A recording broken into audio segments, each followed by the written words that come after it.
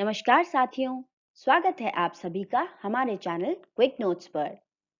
आज हम करने जा रहे हैं कक्षा 4 सामाजिक अध्ययन की पुस्तक हमारा भारत का अध्याय 11 भारत का प्रशासन।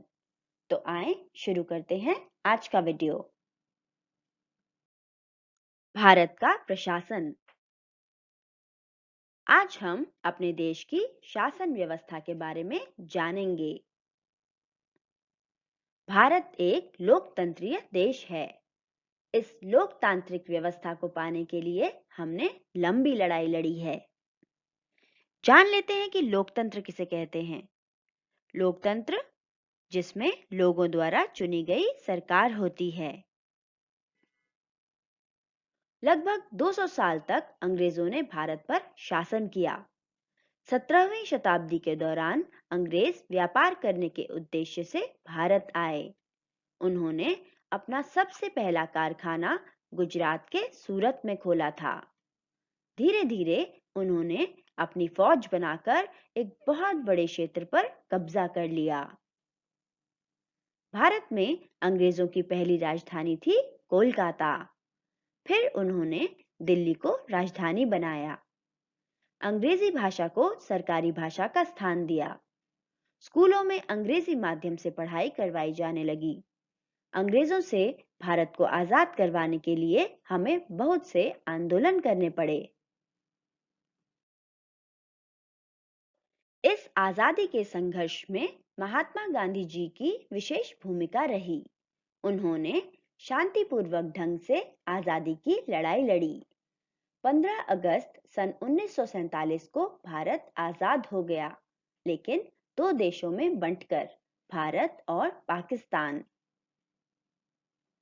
हर एक देश को चलाने के लिए सरकार की तथा सरकार को चलाने के लिए कुछ नियमों की आवश्यकता होती है। इसलिए सबसे पहले देश का संविधान बनाया गया। यह 26 जनवरी 1950 को लागू हुआ। हम इस दिन को गणतंत्र दिवस के रूप में मनाते हैं।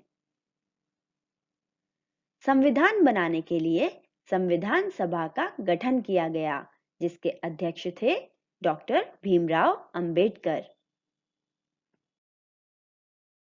आए जानते हैं वास्तव में संविधान क्या है।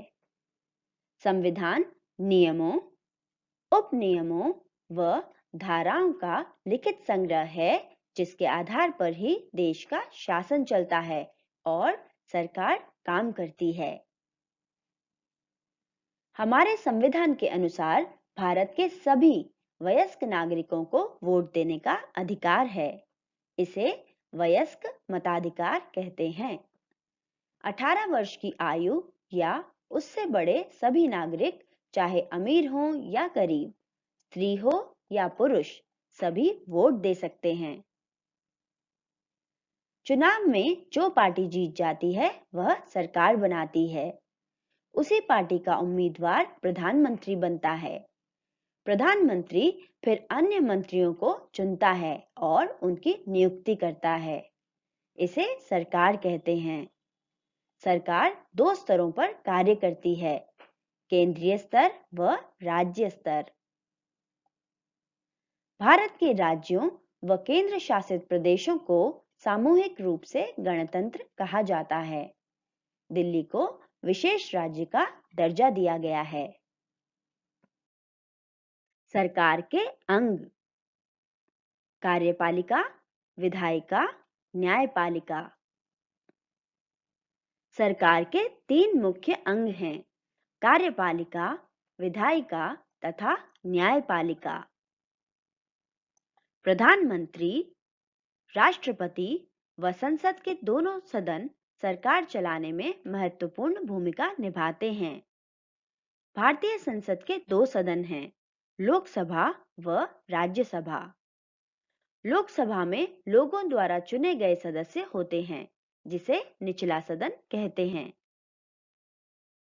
राज्यसभा के सदस्य परोक्ष रूप में चुने जाते हैं, जिसे उच्च ऊपरी सदन या स्थायी सदन कहते हैं।